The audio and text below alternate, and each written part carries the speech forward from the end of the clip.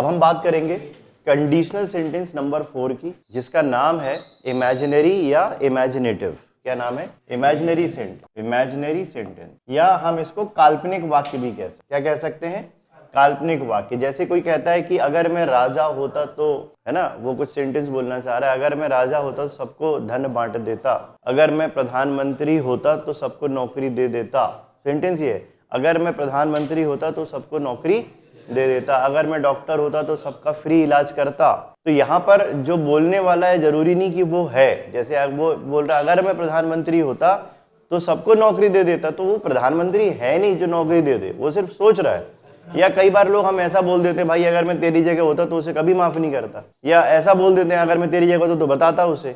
लेकिन सच में आप उसकी जगह थोड़ी ना हो, वो तो सिर्फ आप उसको समझा रहे हो कि अगर मैं तुम्हारी जगह होता तो रियलिटी में ऐसा नहीं है। तो ऐसे वाक्यों को बोला जाता है काल्पनिक वाक्य या इमेजिनरी सेंटेंस। ठीक है, तो काल्पनिक वाक्यों को हम सीख रहे हैं कि किस तरीके से सेंटेंस बनाए जाते हैं। इसका फॉर्मूला है इफ प्लस सब्जेक्ट प्लस, है ना, if plus subject plus verb. अच्छा, वर्ब ना लगा के आप हेड भी लगा सकते हो। क्या लगा सकते हो? हेड प्लस, इधर पर वर्ब और हेड लगाने के बाद आपके पास वर्ब नहीं लगा सकते आप, या वर्ब नहीं लगाया जाता है। वर्ब आएगा, हेड आएगा, इसके बाद आएगा नाउन, कॉमा सब्जेक्ट प्लस, यहाँ पर वुड ही लगाया जाता है। अभी तक तो मैंने बाकी सेंटेंस में बताया कि शुड लगा लो, कुड लगा लो, मे लगा लो, पर यहाँ पे ऐसा नहीं है। यहाँ पे हमेशा क्या लगता है? वुड। वुड के साथ वर्ब की फर्स्ट फॉर्म प्लस ऑब्जेक्ट, यही हमारा फॉर्मूला है। क्या फॉर्मूला है? If plus subject plus verb या had plus noun, comma subject would plus V1 plus object. अब ये वाला जो फॉर्मूला है, हाँ बता रहा हूँ। अब ये वाला जो सेंटेंस है हमारा, ये एक सेंटेंस नहीं, हमारे पास ये दो सेंटेंस है। ये आपको बता दूं, यहाँ पे एक्शन नहीं हो रहा है। वो बोल रहा अगर मैं राजा होता, तो राजा होना क्रिया का रूप नहीं आ रहा है। जैसे अगर मैं पढ़ता, तो मैं बोल रहा हूँ अगर मैं राजा होता, तो राजा वर्ड आएगा ना कि एक्शन आएगा। पढ़ता तो क्रिया नहीं आ रही है, बल्कि नाउन आ रहा है, इसलिए यहाँ पे ऐसा सेंटेंस आ रहा है। तो यहाँ पे पहले मैं आपको बता दूं, ये एक नहीं, ये दो सेंटेंस हैं। वर्ब या हेड लगा के आप एक बार नहीं, दो बार लिखोगे। या तो आप लगाओगे if plus subject plus head plus noun. ठीक है, एक फॉर्मूला आपका वर्ब प्लस नाउन के लिए होगा, और एक फॉर्मूला आपका हेड प्लस नाउन होगा, plus subject plus would plus V1 plus object. ये फॉर्मूला इसमें नहीं लगाना है। बाकी देखो, मैंने अपन ने डिस्कशन किए, काल्पनिक यानी कंडीशनल सेंटेंस 4 होते हैं, तो 4 में से 3 में अलग अलग लग सकते हैं, लेकिन इसमें मैंडेटरी कि आपको इसमें वुड ही लगाना है, इसमें कोई और मॉडल नहीं लगता है। ठीक है, अब ये सेंटेंस हमारे पास आ गया, दो सेंटेंस हैं, if plus subject plus verb noun, subject would plus V1 plus object, और एक है if plus subject plus head plus noun, comma subject would plus V1 plus object. ये हमारा एक फॉर्मूला हो गया। बेसिकली दो फॉर्मूले हैं। अब ये उपयोग क्या है इनका, ये कैसे काम करते हैं, इन पे अपन थोड़ा डिस्कशन करते हैं। होता क्या है, कभी कभी किसी सेंटेंस में आप बताते हो कि अगर मैं होता, और कभी कभी आप बताते हो अगर वो चीज मेरे पास होती। ये दोनों अलग अलग बात है। जैसे मैंने कहा अगर मेरे पास जादुई पेन होता तो मैं जो लिखता सच हो जाता, तो मैं कुछ थोड़ी ना कर रहा हूं, मुझे तो एक वस्तु चाहिए। और एक मैं कह रहा हूं अगर मैं मिस्टर इंडिया होता तो गायब हो जाता, मैं मिस्टर इंडिया होता तो गायब हो जाता। और एक वो कह रहा है अब मुझे मिस्टर इंडिया नहीं बनना, मुझे तो वो वाली घड़ी मिल जाए जो उसके पास थी, गैजेट। तो अगर कहता अगर मेरे पास वो गैजेट होता और मैं दबाता तो गायब हो जाता।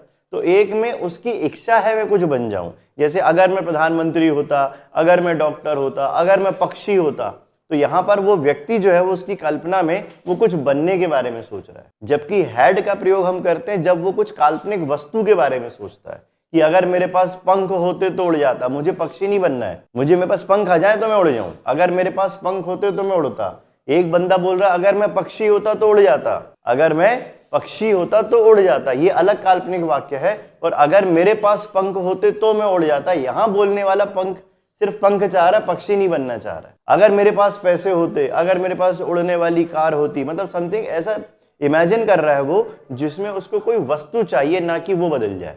और एक में वो खुद बदलने के बारे में सोच रहा है। तो जब कोई व्यक्ति खुद बदलने के बारे में सोचता है तो वो लगाता है वर्ब वाले फॉर्मूले, और जब कोई व्यक्ति किसी वस्तु के बारे में, काल्पनिक वस्तु के बारे में सोचता है तो वो लगाता है हेड। बात समझ में आ रही है? वर्ब कब लगाते हैं? जब आप इमेजिन करो कि मैं ऐसा होता। और हेड कब लगाते हैं? जब आपको कोई काल्पनिक वस्तु चाहिए होती, तब आप ऐसा बोलते हो। जैसे फॉर एग्जाम्पल समझते हैं, मैंने कहा अगर मैं राजा होता, अगर मैं राजा होता तो सबको पैसे बांटता। सेंटेंस समझो, अगर मैं राजा होता तो सबको पैसे बांटता। तो राजा होना उसकी इच्छा है, तो यहाँ पे वर लगेगा। तो वो सेंटेंस बोलेगा, इस सेंटेंस से बनाएंगे, if I were a king. क्या बोलता वो? If I were a king, अगर मैं राजा होता, if I were a king, तो मैं सबको पैसे बांटता। आई वुड डिस्ट्रीब्यूट या give, I would give money to all या एवरीवन। ठीक है, बात समझ में आ गई? I would give money to everyone, ये है हमारा सेंटेंस। अगर मैं राजा होता तो सबको पैसे देता। इफ आई वर, अब ये राजा है इसलिए वर्ब नहीं आया। आपका डाउट था ना कि सर वर्ब क्यों नहीं आ रहा, सब सेंटेंस में आ रहा है। तो यहाँ पे राजा बनना क्रिया नहीं है, राजा तो एक पद का नाम है, और पद का नाम यानी नाम, और नाम यानी नाउन, इसलिए नाउन आ रहा है। हाँ, हम एडजेक्टिव भी लगा सकते हैं, प्रोनाउन भी लगा सकते हो और एडजेक्टिव भी लगा सकते हो। अगर मैं अमीर होता, राजा ना होके बोलता अगर मैं अमीर होता, तो अब अमीर होना एक एडजेक्टिव है ना। अमीर कौन? व्यक्ति की विशेषता। तो मैं नाउन न लगा के क्या लगा सकता हूं? यहाँ पे एडजेक्टिव भी लगा सकता हूं। तो मैं बोलूंगा अगर मैं अमीर होता तो सबको पैसे दे देता। तो मैं बोलूंगा if I were a rich man, तो भी मैं सेंटेंस बना लेता। तो रिच मैन से भी सेंटेंस बना सकता हूं और किंग से भी बना सकता हूं। लेकिन अगर मुझे कोई वस्तु चाहिए, हैड का यूज कहां कर रहे हैं? किसी काल्पनिक वस्तु को पाने के लिए बात कर रहे हैं। कि अब मैंने कहा अगर मेरे पास पैसे होते, मुझे, मैं नहीं बदल रहा हूं, मैंने क्या बोला? अगर मेरे पास पैसे होते तो सबको बांट देता। तो मैं क्या बोलूंगा? इफ आई, ये subject I, had money, if I had money I would give to everyone. ये हो गया हमारा सेंटेंस। अगर मेरे पास पैसे होते तो मैं सबको पैसे बांट देता। यहाँ मनी जो है तो नाउन का ही रूप। मनी कौन है? नाउन ही है, बट मनी आपके पास होने के बारे में आप सोच रहे हो, इसलिए यहाँ पे आप हेड लगा। और अगर आप बन जाने के बारे में सोचो तो आप वर लगाएंगे, और अगर आपके पास वस्तु कोई आ जाए तो हेड लगाएंगे। आई होप ये पॉइंट रूल क्लियर हो गया अच्छे से। ये है इमेजिनरी सेंटेंस का नंबर 2।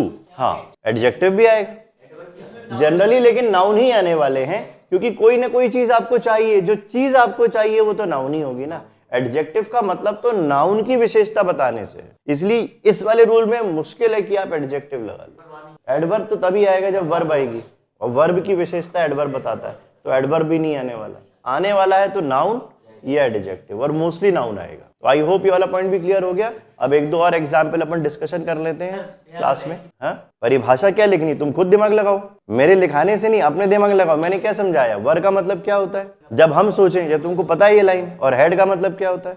वस्तु के बारे में सोचे कि ये मेरे पास हो, तो अपने शब्दों में लिख लो, ताकि तुमको परमानेंट जीवन भर याद हो। मेरी किताब मेरी भाषा, मैं लिखा दूं, किताब की भाषा तुम रट लो, बचपन से नहीं बना। अब तुम अपनी भाषा में लिख लो, वर और हेड क्या डिफरेंस है, परमानेंट याद होगा दिमाग में।